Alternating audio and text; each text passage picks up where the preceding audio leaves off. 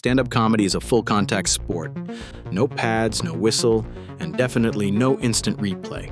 A performer walks on stage armed with nothing but a mic and a room full of strangers, trusting the crowd will laugh with them, not at them. And another thing, I'm not drunk. I worked a 16-hour shift, Mr. Elvis guy. Most nights that pact holds, but when a rogue table decides they're funnier than the headliner, the show mutates into a cage match. Quip versus comeback. Joke versus ego. Tonight we're counting down 9 savage moments where comics shut hecklers down so hard the internet is still replaying the burn. These aren't gentle, please be quiet requests. They're verbal pile drivers, surprise ejections, and once-in-a-lifetime instances of cosmic karma. Before we cue up number 9, do a quick favor for the folks on stage. Hit that like button and subscribe. It tells the algorithm you prefer top-shelf stand-up drama to recycled meme compilations, and it helps us keep making deep dive reels just like this one. Ready? House lights down, center spotlight up, let's roll. Location, St. Louis, Easter Sunday. Steve Hofstetter strides up after the opener has been chewed alive by side conversations. He begins with a PSA. Some of you guys, I think, stumbled in from the prom next door. I don't know what the fuck is happening. But some of y'all have been acting like you've never seen alcohol before and you took one sip and you lost your fucking mind. This is live entertainment. We can see y'all, we can hear y'all. You are ruining it for other people. Normally, when you talk at a show, there is a warning, and then if you violate that warning, you get kicked out. Everybody here now has that warning. We're gonna warn all of you at the same fucking time. It happens again, one time, you're fucking gone. Because I want to do the best show I possibly can for the folks who actually give a shit. So that's what I'm going to do tonight, okay? 10 minutes later, Steve is knee-deep in a story about overcoming school bullies when the same table starts quoting Avengers Endgame. Trying to be nice. It shouldn't be that difficult. Y'all have been in a movie theater. It's like that, except the movie can fucking see you. Imagine if in the middle of Avengers, Captain America was just like, shut the fuck up! He points at one table, then another, like the conductor of a very impolite orchestra, and gestures to security. What follows is logistics ballet. Ushers appear from the wings, block exits, and funnel 9 speech-happy patrons toward daylight. Napkins flutter, stilettos wobble, and the remaining audience erupts in grateful applause. When calm returns, Steve deadpans. It's a true story of going through high school, getting bullied a whole lot, then finding comedy as a way out. Alright, leave now. Go. I'm done. Fucking go. Bye. Go. Yeah. Post-show, Hofstetter admits it's the largest single-night eviction of his career. By the end of the show, 4 tables of 9 people had been thrown out. I've never seen anything like that at a show before, and I hope to never see it again. Laughed at that efficiency? Share this video with the friend who whispers through every movie, you know the one. The Ivy League likes to bill itself as a marketplace of ideas. On this night, comedian Nimesh Patel discovers the exchange rate is selective. I live in a very weird part of Brooklyn. I live in like a pocketed gay area of Brooklyn. It's very strange because I have my own personal queer eye. Every time I leave my apartment, this guy named Febreze, I named him Febreze because he wears like these like fishnet shirts, like the shirts with the holes in them, which I guess are practical if like someone throws salmon at you, you could catch it. But he makes fun of me every time I leave my apartment. He's like, your socks don't match your outfit. I was like, I didn't know I had to do that for Breeze, my bad, dude. But I try to learn things from people all the time. And this is like, it took me a while, but I learned from Febreze. It's a gay black dude. I was like, what can I learn from Febreze? I was like, oh, this is how I figured out that being gay can't be a choice. Because no one would choose to be gay if they're already black. No black dude ever wakes up, looks in the mirror and thinks, you know what, this black shit, too easy. I'm gonna put on a Madonna halter top and some Jordans and make some Indian dudes real uncomfortable. That's never happened before. You guys get tense on the weirdest things. That's a strong joke. Halfway through his contracted set, an organizer in a pastel sweater vest strides on stage, whispers, and literally kills Nimesh's microphone. The crowd gasps. Patel, ever calm, addresses both audience and censor in one breath. Are you? Thank you so much, Nimesh, for being here. Already? Yes. Why? Thank you so much. Whoa. I have 30 minutes left. Yeah, there's a change of program. Why? Because we have like some AAA remarks that we need to make. But some people are enjoying this. I think. Oh, this is gonna be real uncomfortable for y'all. Actually, we have a change of program. I'm sorry, the tech has to leave for an event. The tech has to leave? Yeah. They better be leaving. No, they have a dance marathon tomorrow They have it. So why did this come up now? because they have to leave earlier than expected. Is it because I'm talking about uncomfortable stuff? I think you can be respectful while being uncomfortable. Like, I think there's a distinction between being uncomfortable and being disrespectful. I think I'm being respectful. I just don't think you're entitled to certain jokes you're making, and I don't Why? think it's I just don't think it's But like what? I think the comments that you were making about being gay and black was very disrespectful to the... That got that from a gay black dude. He gave me that joke. I remember exactly when it happened. It was 2011 in stand-up New York. There was a guy in the corner was like, I was talking about being gay and black. He gave it to me. This is strange. He respectfully debates the rep, explains context, cites the gay black friend who co-wrote the joke, even offers to pivot topics. No dice. They ask him to leave. As he collects his notebook, he leaves Columbia with a line worthy of a commencement speech. You can't insulate yourself from how the real world is. And this, I'm quite confident that none of this is disrespectful. I'm a generation older than y'all. I know what comedy is. I know what disrespect is. I've been through a lot. So I'm offended, but I'll take it in stride, which I think everyone should do. Like, there's a way to change things, and by marching on stage and being like, you gotta get the fuck off stage, that's quite disrespectful. I'm gonna leave because it's your stage. But know that you are incorrect in this. Jesus. Cut the mic. Have a good night, lads. Students boo the organizers, cheer Patel, and post the clip faster than you can say PR disaster. Enrollment in Free Speech 101 spikes overnight. Australian YouTuber turned comic Frenchie, yep, that's the spelling on all his viral sketches, is rocking a late set in Sydney. Stage right, a buzzed patron barrages him with commentary. So, cause I miss, it's a fucking art. You're scared? Can't, shut the fuck up! Did you pay $40 to just watch someone scull a fucking beer? You're a fucking moron if you fucking did, okay? I'll scull it later, don't worry, you'll see it shoe you, okay? You will be invited. Frenchie smiles through it. At first, after the fourth interruption, he warns, So, fuck, how basic are you, cunt? You gotta stop yelling now too, otherwise you're gonna have to get kicked out, man, okay? I'll scull it at some point. Don't worry, you'll see it, mate. I don't want to peak too early. You'll leave us. Actually, will you leave if I do it?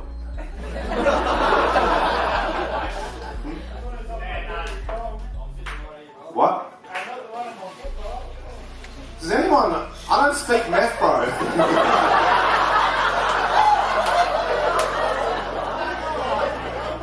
Mr. Commentary responds by hurling a full pint toward the lights. Time freezes. The glass sails, smacks the mic stand, and detonates like a barley-scented grenade across the first row. What was your name? You want the attention, brother? What was your name? Justin, what do you do yourself, mate? Single father. What do you do for work? That's not a job, bro. You work for the government too, don't you? So I don't know if you know how. Yeah, so did everyone fucking else, mate, okay? And they paid to see me, not to hear your shit fucking comments, okay? Two bouncers tackle the wannabe fastballer. Frenchie checks the splatter on his sneakers and cracks.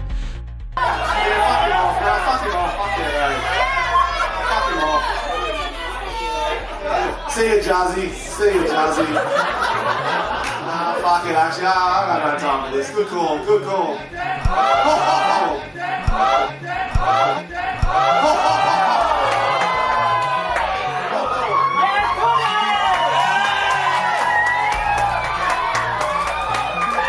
They say you guys spend some time with his kid.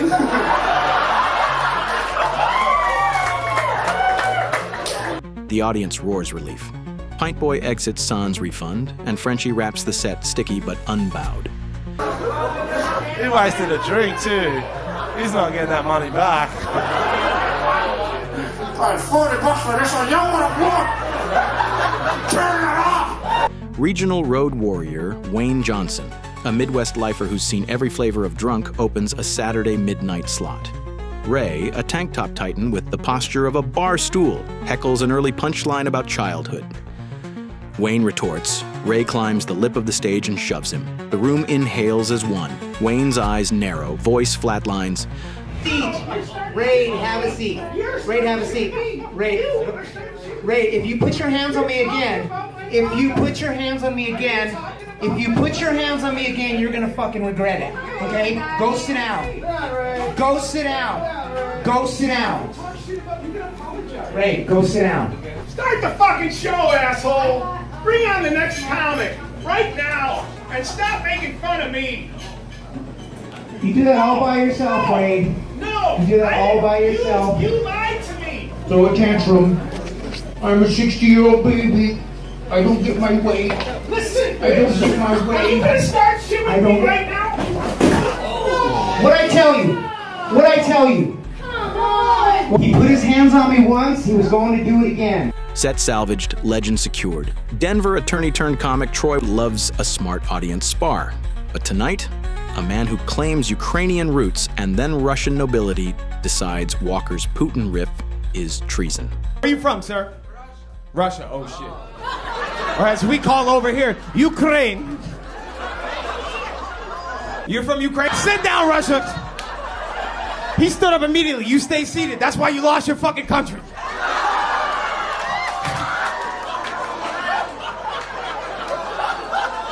Sit down! Sit the fuck down, Steve from Blue's Clues. We are the world. We are the Putin. Don't sit the fuck down. The self-crowned czar strides forward. Security intercepts. Walker observes. I wanted to say, you fucker! Yes. That's all that I wanted to say! That I'm a Russian and I'm a president. You look a lot like Hitler. Important. Relax. I know, he came here to relax. I got fucking half a Prozac up my asshole right now, dog. What the fuck? Thank you for having my back. You were ready to go, dog. Well, if anything made me not a communist anymore, was watching capitalism kick their asses out. Exit czar. Enter thunderous applause. Walker pivots straight into his closer without a bead of sweat. Toronto provocateur. Ryan Long is only 2 jokes in when a sleeveless hype man punctuates every setup with "Hell yeah, brother." Hell yeah, brother! There was a rumor going around that there was an interesting guy. I swear to God, I was just thinking, I don't know what they're talking about. Oh, God. At first it's cute. By the 5th time, it's a glitch in the Matrix. This is the thing about comedy, you have no idea. Like, this guy's gonna go home, text his girl, like, crushed all night. Right? Comedians loved it, audience loved it. I sure been fucking up there if you think about it.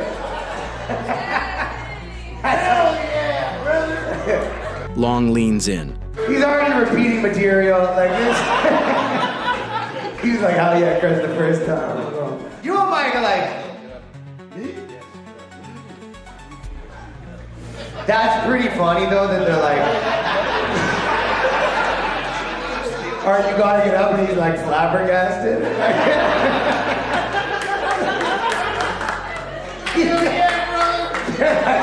Alright, you gotta go, he's like,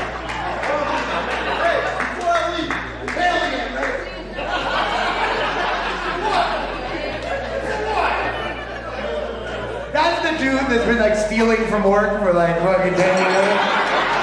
And his boss is like, you gotta go. And he's like, me?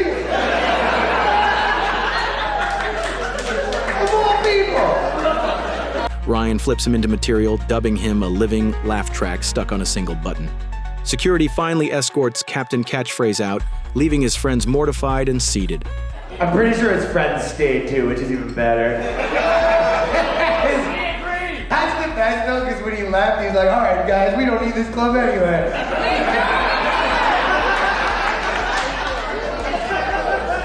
Sure, champ. Tell that at brunch. The set resumes, stronger for the shared relief. And his friends are like, yeah, we'll get you at all, bro. No, you're good. Hell yeah, brother. Right? At a Hollywood club known for anything goes nights, Tony Hinchcliffe is weaving dark one-liners about Alabama abortion bans when he segues into a Helen Keller callback. Abortion is now illegal in the state of Alabama, a state in which abortion should be mandatory. We don't need babies from Alabama. But Tony was only getting started. Helen Keller. Perfect abortion.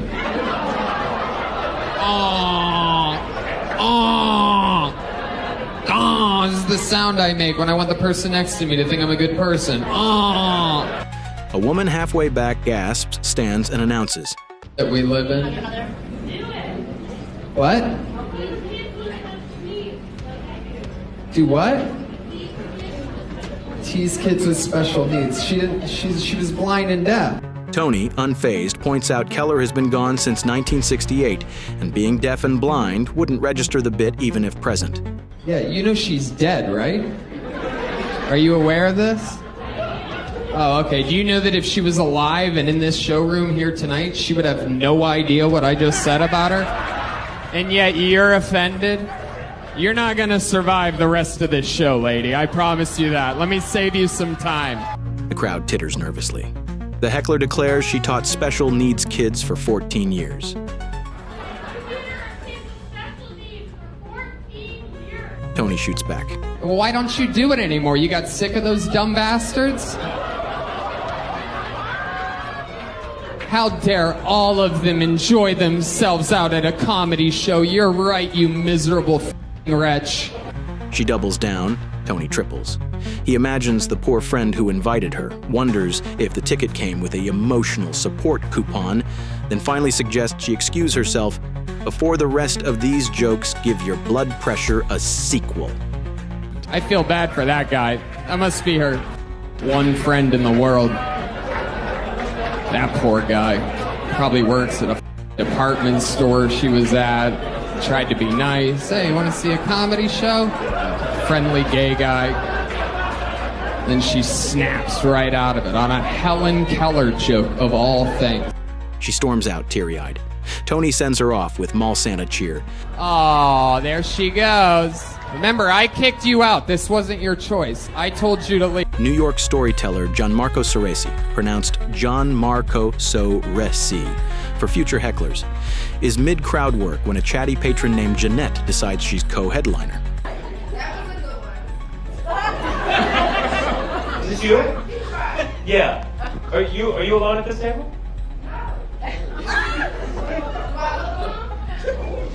I mean, yeah, right now you do. That wasn't a judgment. Oh, he went to the bathroom. Okay. I buy it. She plugs her Instagram, critiques the set, and waves at the bartender simultaneously. What's your name? Hi, Janae. Uptown Janae. Uptown J-A-N-E-E. Okay, I'm not gonna write you an email or my Instagram handle is. The room howls. Jeanette still won't relent. Hey, Janae, to be fair, you joined into my conversation a long time ago. I'm just responding to you for the first time. Okay. Security appears.